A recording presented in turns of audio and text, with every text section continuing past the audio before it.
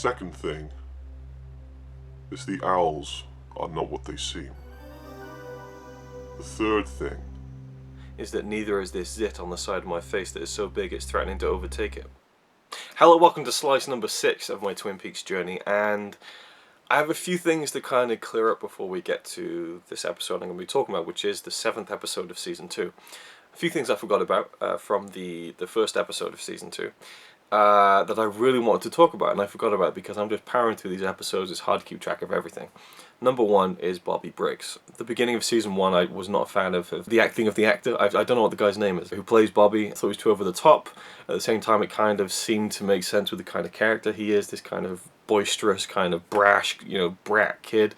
And slowly, you kind of get why he is the way he is, because of the fact that he was seeing Laura and she got killed, his girlfriend died, but at the same time it's hard to sympathise when he's sleeping with someone else. But then you kind of find out that Laura was no saint either when it comes to that, and so it's an interesting kind of back and forth of your opinions on many of the characters in the show. And Bobby's dad, you see, is a very prim and proper kind of military or kind of government kind of agent, I suppose. He works in the government, that kind of thing. You don't know what he does exactly, but he seems to be strict, and maybe you can see why a boy like Bobby would rebel against that, And in the first episode of Season 2, and I kind of liked his acting more as the first season went on, but in the second season, we have a scene at the Double R Diner with Bobby and his dad sits down with him and says, I want to tell you about a dream I had last night.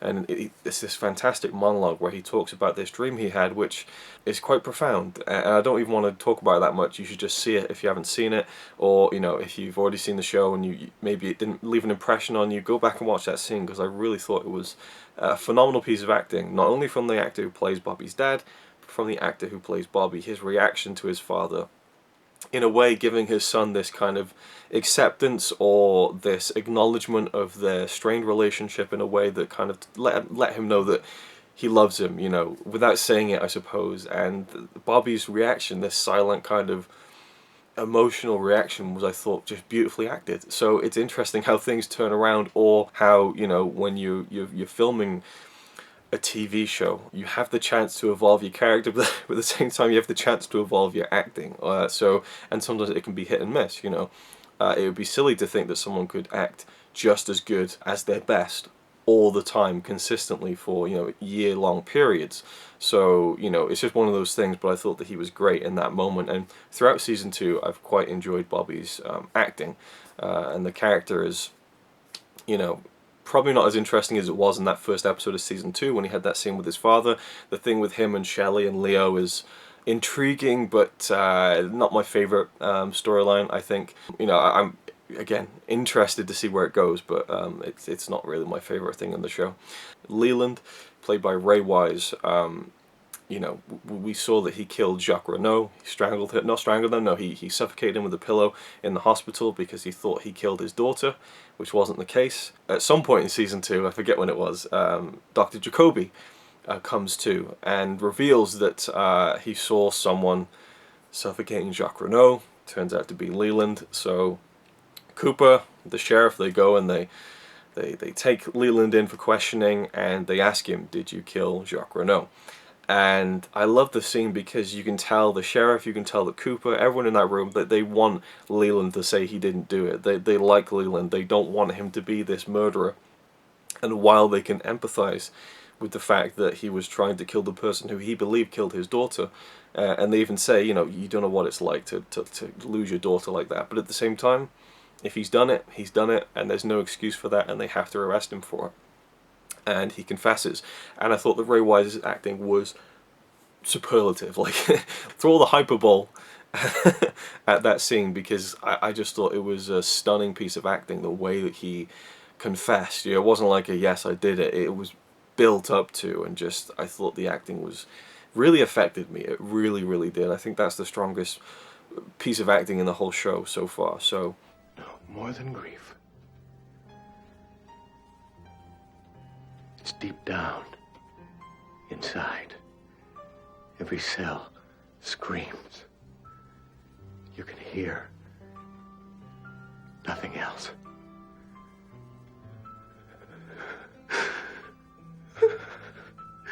Yes. I killed him. That's a long preamble before I even get to what I want to talk about in this video, which was episode 7 of season 2.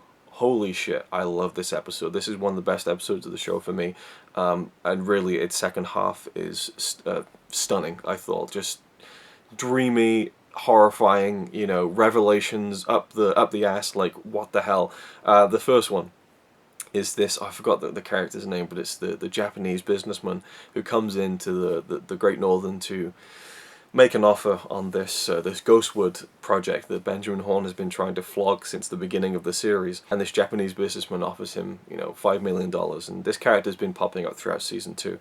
And obviously I saw that this was a woman, not a man, least of all from the very hokey moustache, but you could tell that there's some makeup going on there, and I could just tell that it was a woman.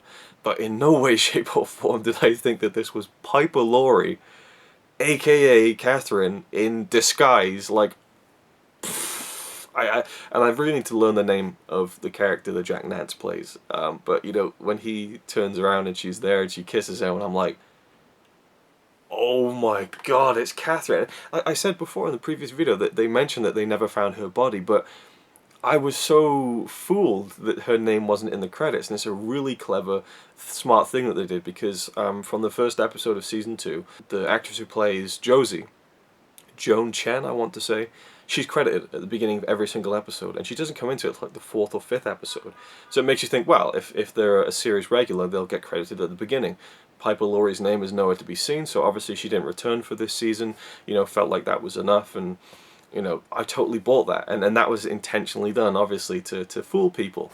And apparently even people who worked on the show didn't know that she was coming back, and didn't know who it was under that makeup, so that was an incredible reveal. I loved that. And then we have Audrey grilling her father, you know, and she kind of drops a lot of 411 on him on what she knows about One-Eyed Jacks, what she knows about all the people he has working for him, and she gets him to confess that he's owned One-Eyed Jacks for 5 years, and she asks him, did you sleep with Laura Palmer?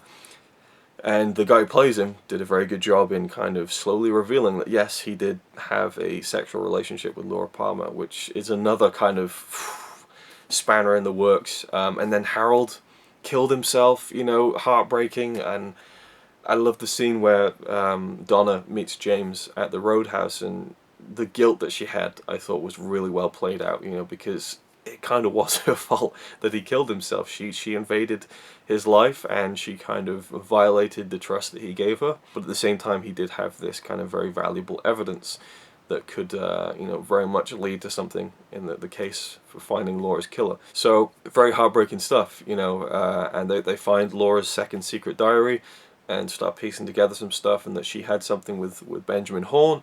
Audrey comes in and tells Cooper that, you know, my dad was sleeping with her, are you going to arrest him? So they go off and they arrest Benjamin Horne, and I loved his resistance to the arrest, you know, like, he didn't go quietly, you know, and just, I like that scene a lot, and I can't wait to see where it's going to go, and how much of a role he had in Laura's story, in Laura's life. There's just so many elements at play here. We have the thing with Leo and him now talking. And again, the actor who plays Leo is doing a much better job where he's not saying much than he did in season 1. And there's a tape that Bobby has found in the boot. Who knows what's going to be on that. But really, the final 10 minutes of this episode were stunning.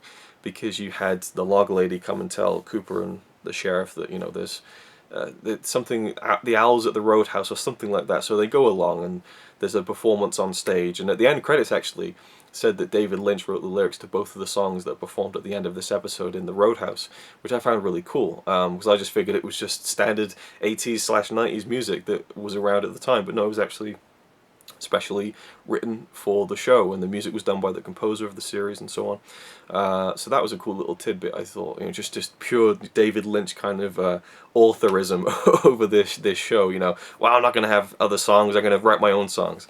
And I thought they were good songs as well, and it just had this dreamy quality to it when, you know, even Donna starts mouthing the lyrics to James, and it's kind of expressing how she feels in that moment. Really beautiful stuff. And Carl McLaughlin's performance when he sees the giant on the stage, and the giant is saying it is happening again, and his kind of just wordless kind of, you know, eyes filled with tears kind of reaction to it. You know, this kind of overwhelming of what the hell is happening, what's what's been done now. And then you have the old guy who checked on him at the beginning of the first episode in the lodge, came over to him and said, "I'm sorry." Like, there's so many things that are thrown into Twin Peaks that I'm sure are just there to kind of make you think, well, what did that mean? And it means nothing. You know, David Lynch, very famous for, does this mean this? No. You know, he won't tell you. I think that a lot of it is to just throw people off. But the big reveal at the end of this episode, I mean, it was building up. We were getting these snapshots of Laura's mother crawling down the stairs that day. Maddie had announced to Leland and her auntie that she was leaving. She was going to go back home, and they were supportive of this and said they loved her, but they're going to miss her and stuff. And we see the shot of Laura's mother, I don't know the character's name, crawling down the stairs, and the record player just playing around on a loop at the bottom of the record, just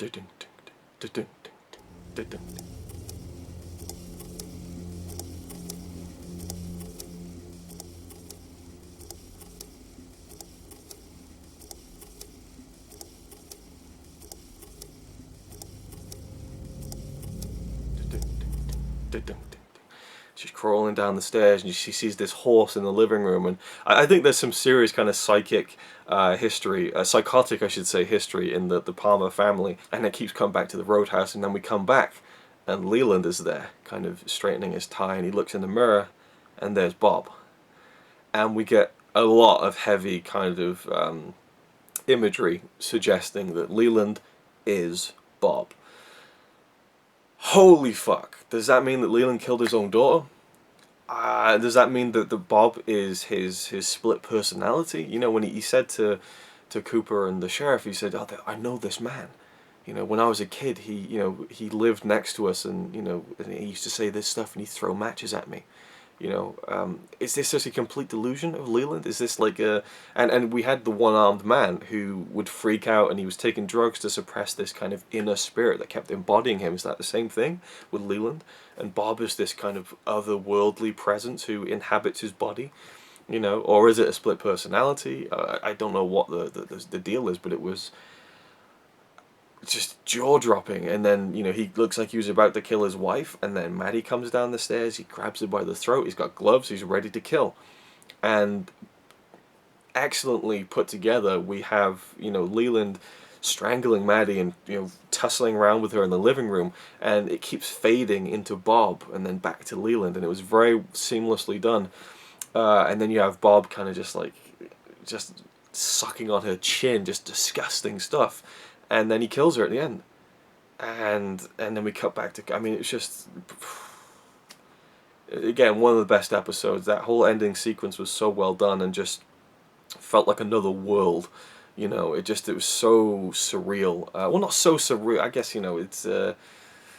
I mean, I've seen surrealist films. It's nothing like that, but it just felt so dreamlike, or nightmarish. There we go. It was like a nightmare. It really was. And I'm dying to continue. So I think I'm going to do that now and continue on and see what happens next. But I don't know. 7 episodes into season 2, I'm still loving it. I'm still waiting for that middle section where apparently it goes off the rails. But for now, I'm really quite enjoying it. And I've read up some kind of bits and pieces over the past few days, and read that Carl McLaughlin really insisted on not doing this storyline with Audrey, where Cooper and Audrey had a bit of a romance going on. I loved how that was handled in the first season, when he comes into his room and she's there waiting in bed for him, and he kind of very gently puts her down, but at the same time is very caring and friendly to her and kind of understanding. I really liked their relationship based on just a friendship, even though she felt something for him, and maybe he did have an attraction to her, but she's too young, and he's too proper. So from what I understand, it was going to go further, but Carl McLaughlin insisted against it because he didn't want Cooper to appear as a character who would break that moral code. But also apparently he was dating Laura Flynn Boyle at the time, who plays Donna, and she didn't get on with Sherilyn Fenn, who plays Audrey, and didn't want her boyfriend Kyle to be doing love scenes with her. So I don't like that when kind of personal things get in the way of an artistic vision for something, because I would have liked to have seen where that would have gone. But I liked where it stayed, where it was just more of this kind of a loving friendship, you know, that developed, you know, and just kind of they kept the romantic stuff at bay at his insistence. I like that aspect to it. So yeah, I hope that they just don't see each other again in the series. I hope there's some kind of resolution to that, but we shall see. I think that's it for now. Thank you for watching, and I'll see you in the next one.